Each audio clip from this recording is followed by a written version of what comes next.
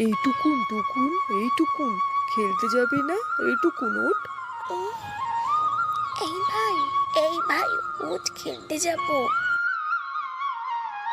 চল সবাই মিলে লুকোচুরি খেলি।